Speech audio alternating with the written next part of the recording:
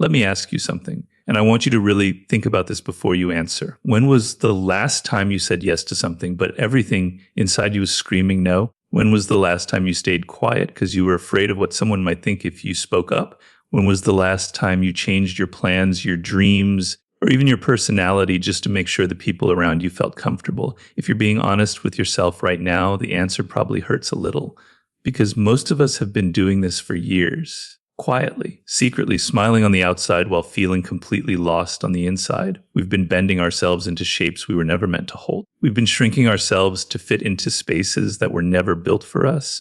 And we've been calling it kindness. We've been calling it love. We've been calling it being a good person. But here's the painful truth nobody wants to say out loud. There is a difference between being kind and disappearing. There is a difference between caring for others and forgetting yourself completely. And somewhere along the way, many of us crossed that line without even noticing. We didn't lose ourselves all at once. It happened slowly, one small compromise at a time, one swallowed opinion at a time, one dream quietly set aside so someone else could feel okay. And now you're here, maybe feeling tired in a way that sleep doesn't fix, maybe feeling lonely even when you're surrounded by people, maybe wondering why you work so hard to make everyone happy but still feel like it's never enough. This video is for you, not for the version of you that pretends everything is fine, but for the real you. The one who lies awake at night wondering if you're living the life you actually want or the life everyone else needs you to live. Because here's what I want you to know from the very beginning. You are not weak for feeling this way. You are not selfish for wanting more. You are not a bad person for being exhausted from giving and giving and giving while getting nothing back. You are human. And you deserve better than the life you've been accepting. So let's talk about it. Let's talk about the hidden cost of always trying to keep everyone happy. Because this is one of the most common and most damaging patterns a person can develop. And most people never even realize they're trapped inside it. Think about how it starts. It usually begins in childhood. When you were very young, you learned something about the world. Maybe you learned that when you were quiet, things were peaceful at home. Maybe you learned that when you agreed with people, they smiled at you and made you feel safe. Maybe you learned that your feelings were too big, too much, too inconvenient for the people around you. So you started making yourself smaller. You started being who everyone needed you to be instead of who you actually were.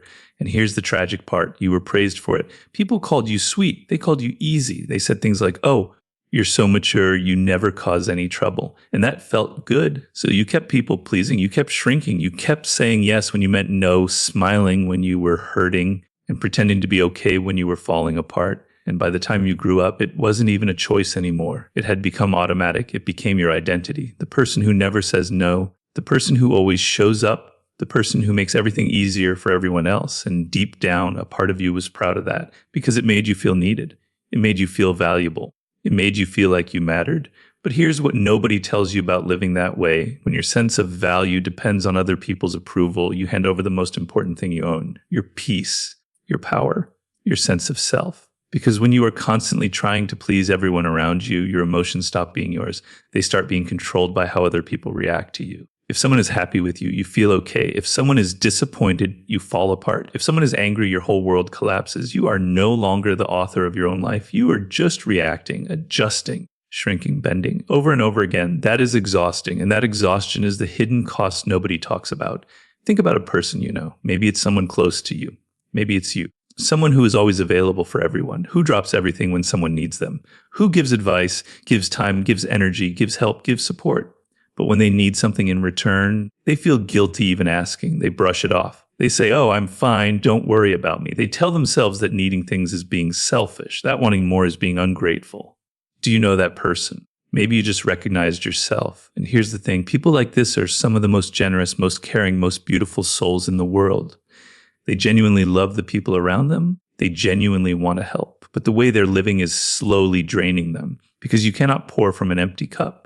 You've probably heard that before, but let me take it further. If you keep pouring from an empty cup, eventually the cup cracks, and then it's not just that you have nothing left to give, it's that you've broken something inside yourself that takes a very long time to heal. Let me ask you this. When is the last time you did something just for yourself? Not because it would make someone else happy, not because it would earn you someone's approval, just because it made you feel alive, just because it was something you genuinely wanted. If you're struggling to remember, that's important information. That's your life telling you something. Because here's what happens inside your mind when you live in constant people-pleasing mode.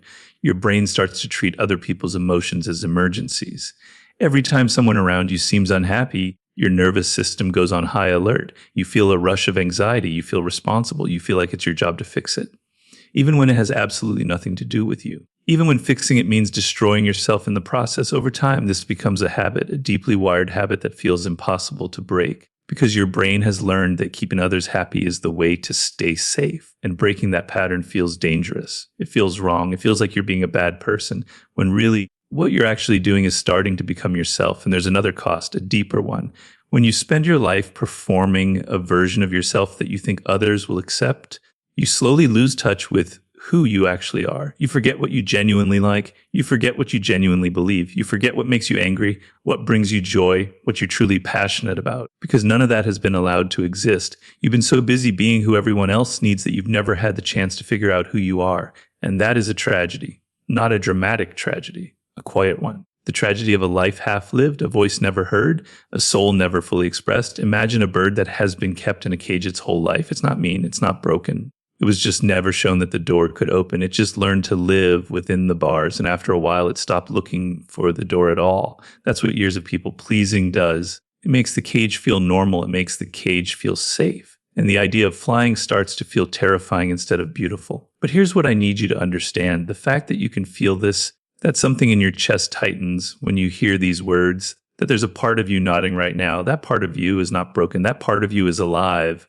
That part of you has been waiting quietly, patiently, hoping that one day someone would finally say what you've been feeling but couldn't put into words. So let me say it clearly.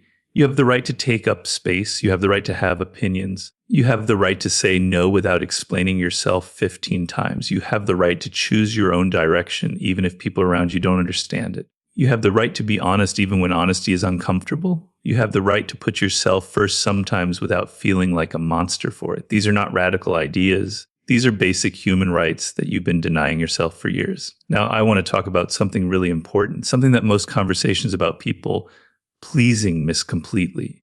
People pleasing is not just about being nice. It's about fear, deep, quiet, very real fear, fear of rejection, fear of conflict, fear of being seen as difficult, fear of being abandoned, fear of what people will think, fear of not being good enough unless you're constantly useful to someone. And fear is one of the most powerful forces in human psychology. It can shape your entire personality. It can control your decisions for decades. It can make you live a life that looks perfectly fine from the outside while feeling completely hollow on the inside. This is not about you being weak. Fear is not weakness. Fear is a very natural human response. But when fear is running your life, when every choice you make is designed around avoiding discomfort or disapproval, you stop growing, you stop living, you start surviving. And there is a massive difference between surviving and truly living. Think about this. Every time you said yes when you wanted to say no, fear was driving. Every time you swallowed your opinion to keep the peace, fear was driving. Every time you changed your plans to avoid someone's disappointment, fear was driving. And the problem with letting fear drive is that it never takes you anywhere worth going. It only takes you somewhere safe. And safe is not always where you need to be. Safe is not always where your real life is waiting. There's a concept in psychology that helps explain this. It's called the approval trap. And it works like this. When you do something that earns someone's approval, your brain releases a small hit of dopamine, that chemical that makes you feel good. And your brain remembers that. It says, oh, pleasing people feels good. Let's do more of that. And over time, you become addicted to approval, addicted to the feeling of being needed, addicted to the momentary relief of someone being happy with you. But just like any addiction, you need more and more of it to feel okay. One person's approval is never enough, so you try to please more people, and then more, and then more. No matter how much approval you collect, that empty feeling never fully goes away, because approval from others can never fill the space that self-respect was meant to hold.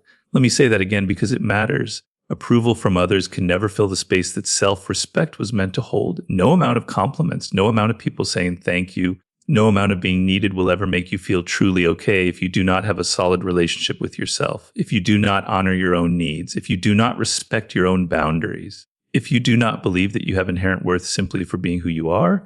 And this is where so many people get stuck. They keep looking outward for something that can only be found inward. Now here's something that might surprise you. People pleasers are not always the quietest people in the room. Sometimes they're the funniest. Sometimes they're the most successful. Sometimes they're the person everyone looks up to, because people-pleasing can hide behind achievement just as easily as it hides behind silence. Some people work themselves to exhaustion not because they love the work, but because they're terrified of being seen as lazy or not good enough. Some people constantly go above and beyond, not because they want to, but because they believe their value depends on their performance. Some people smile and laugh and seem completely fine while slowly burning out from the inside. You might look fine to the world. You might even look happy, but you know what's really going on. And that gap between who you show the world and who you actually are, that gap is where the exhaustion lies. But here is where hope begins. Recognizing the pattern is the first step to breaking it. And by listening right now, by staying with these words, by feeling that recognition in your chest, you are already doing something incredibly courageous. Most people never look at this. It's too uncomfortable. It's easier to keep going, to keep smiling, to keep saying yes, to keep pretending. But you're not doing that. You're here. You're looking honestly at something that has been quietly running your life for a very long time. And that takes real courage. You've discovered the first step. But the next step is where everything begins to change. Because once you understand what we're about to discuss, once you see the specific ways this pattern is stealing from your future, your relationships, your sense of identity, and your deepest potential, you will never see yourself or your choices the same way again.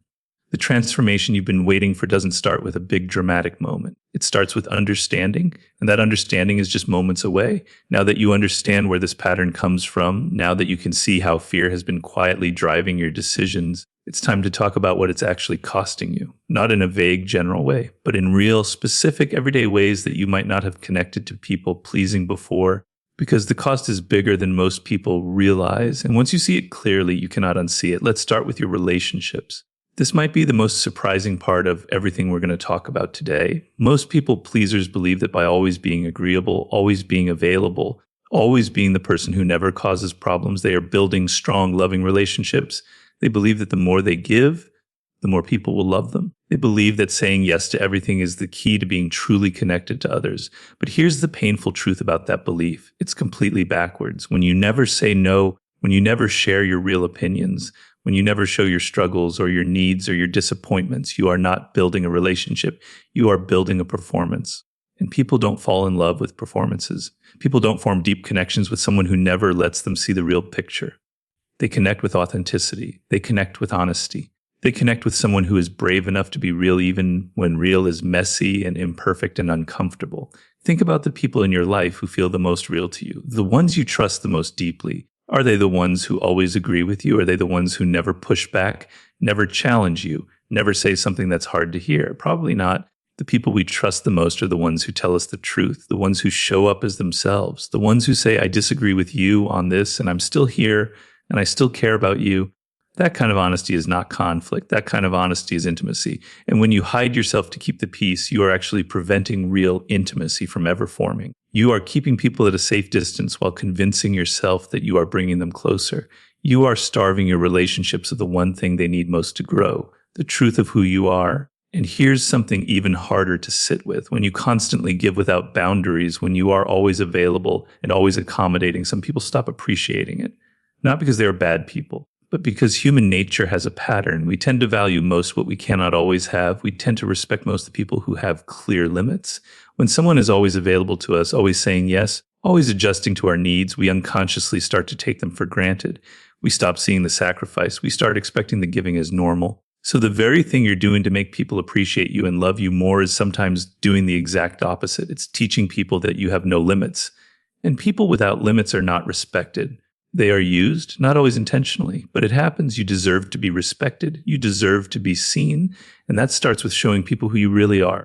Now let's talk about what this pattern costs you professionally. Think about your work life for a moment. How many times have you said yes to a project you didn't have time for because you were afraid of looking uncommitted? How many times have you stayed silent in a meeting when you had a great idea because you were afraid of being wrong or judged? How many times have you let someone else take credit for your work because confronting it felt too uncomfortable? How many times have you watched someone less qualified move forward simply because they were willing to advocate for themselves in a way you couldn't? People pleasing in the workplace is one of the biggest career killers that nobody talks about because it disguises itself as professionalism. It disguises itself as teamwork. It looks like you're being a team player when really you're slowly making yourself invisible. The people who move forward in their careers are not always the most talented. And I think deep down you already know that. The people who move forward are the ones who speak up, the ones who set expectations, the ones who say, this is what I bring to the table and I'm not afraid to say so, the ones who negotiate, advocate, push back when necessary, and hold their ground with confidence. None of those things come naturally when you've spent years training yourself to shrink. But here's the important thing to remember. Confidence is not a personality trait you either have or you don't.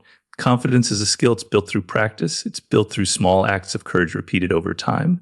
And it can be built by you starting right now, no matter how long you've been living the other way. Let's talk about your mental health now, because this is where the hidden cost becomes impossible to ignore. Living in constant people-pleasing mode is one of the leading causes of chronic anxiety, and the reason is simple. When your sense of safety and peace depends on other people's emotional states, you are always on guard. You are always scanning. You are always watching faces and tones of voice and body language, looking for signs that someone might be unhappy, that something might be wrong, that you might have done something to upset someone. Your nervous system never gets to rest. It's like a smoke alarm that never turns off, even when there's no fire, even when everything is actually fine. The alarm is still going because it's been wired to treat disapproval as danger. Over time, this constant state of alertness becomes exhausting in a way that goes right down into your bones. You feel tired even after sleeping. You feel drained even after a relaxing day. You feel anxious without knowing exactly why, because your mind is always working, always calculating, always managing other people's emotions, so you don't have to feel the discomfort of their disappointment. And then there's the resentment.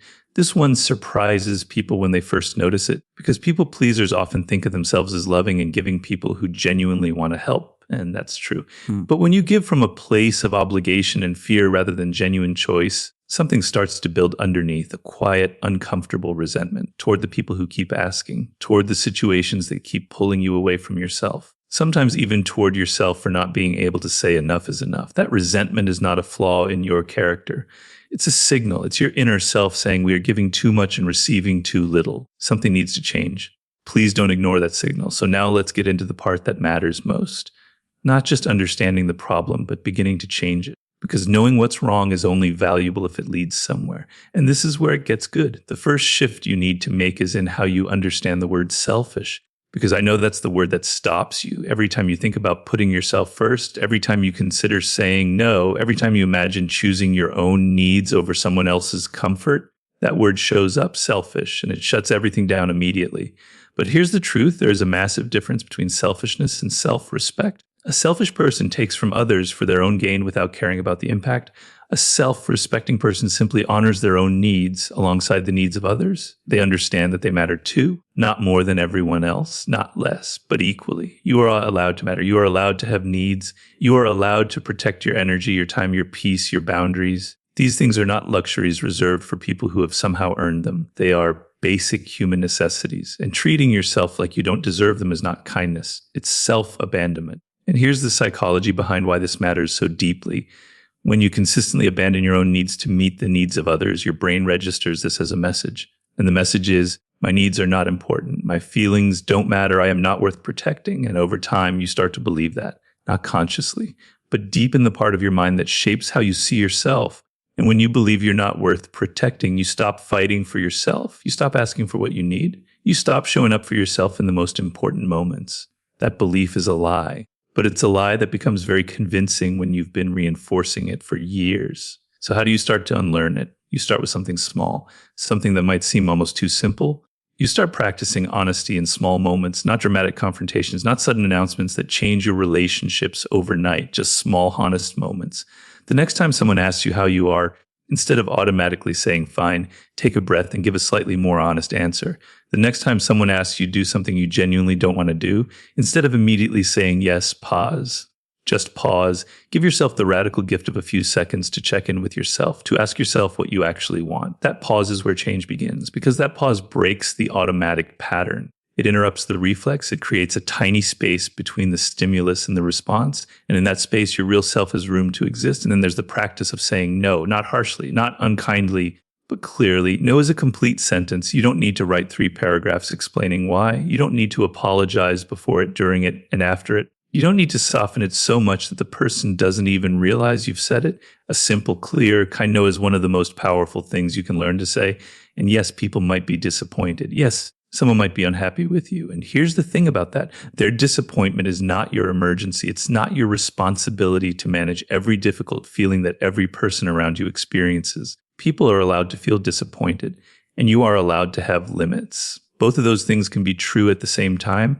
The discomfort you feel when someone is unhappy with your no is real. I'm not going to pretend it isn't. It's uncomfortable. Sometimes it feels awful because your nervous system has been trained to treat that discomfort as a sign that something has gone terribly wrong. But it hasn't. Discomfort is not the same as danger, and learning to sit with that discomfort without immediately fixing it by caving, by apologizing, by taking back your no, that is one of the most powerful forms of personal growth available to you. Every time you hold your boundary through the discomfort, you send yourself a message. You say, I matter enough to protect, and slowly your belief about yourself begins to shift.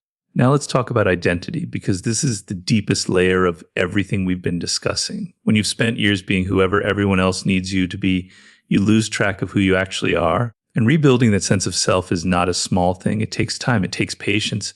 It takes a kind of gentle curiosity toward yourself that you've probably been offering to everyone else, but never to yourself. Start asking yourself questions you've never taken seriously before. What do I actually enjoy when no one is watching? What kind of people make me feel energized rather than drained?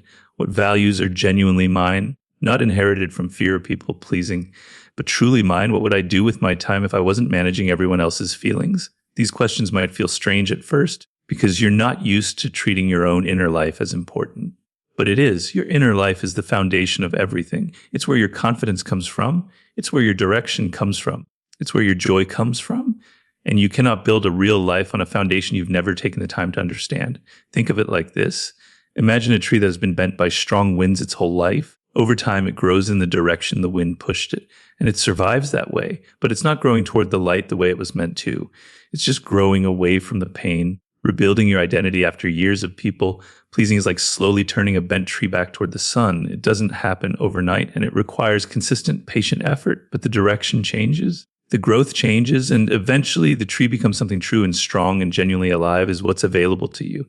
Not perfection, not a sudden dramatic transformation, but a gradual, real, deeply meaningful shift toward the person you were always supposed to become. There is one more thing I need to say before we finish, and I want you to really hear this. The people who truly love you, the ones who are worth keeping in your life, will not leave because you start having boundaries. They won't abandon you because you say no sometimes. They won't stop caring about you because you start showing up as your real self instead of the performance. The people who love the real you will stay, and they will actually love you more deeply because they'll finally be getting to know the real you.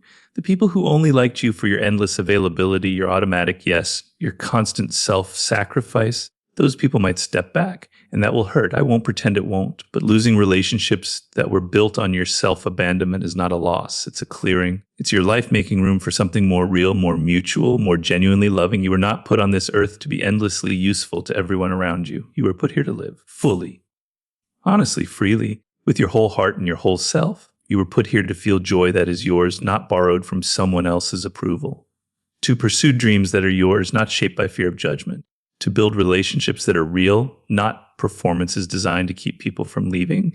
And every single day that you choose yourself just a little bit more, just a little more honestly, just a little more bravely, you are building that life, one small courageous choice at a time. Remember this, your worth was never something you needed to earn. It was always there, underneath all the performing, underneath all the shrinking, underneath all the years of saying yes when you meant no. It was always there waiting patiently for you to come back to it. Your past does not decide your future. The patterns you've lived in do not have to be the patterns you die in. The life you've been accepting does not have to be the life you keep. Every moment you choose honesty over approval, you reclaim a piece of yourself. Every time you hold a boundary through the discomfort, you become a little freer. Every time you ask yourself what you actually want and then actually honor that answer, you build something that no one can take from you, a real relationship with yourself. And that is the foundation of everything worth having in this life. The person you've been waiting to become is not somewhere far away. They are not waiting on a perfect moment or a better situation or someone's permission. They are right here, right now. In this moment of recognition, in this quiet place of finally seeing clearly, the door has always been there. You just needed someone to show you it was open, and now you know. So walk through it, one honest moment at a time, one small act of courage at a time, one genuine choice at a time, because your real life is not behind you. It is not on hold. It is not waiting for everything to be perfect. It is right in front of you, and it starts the moment you decide that you are worth showing up for.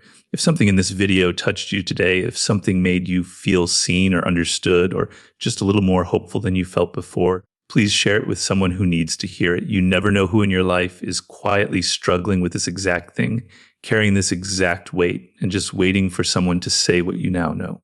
Leave a comment below telling me which part hit you the hardest. I read every single one. And if you haven't already, subscribe and stay close, because what we talk about here is not just content, it's a conversation. And this conversation is just getting started.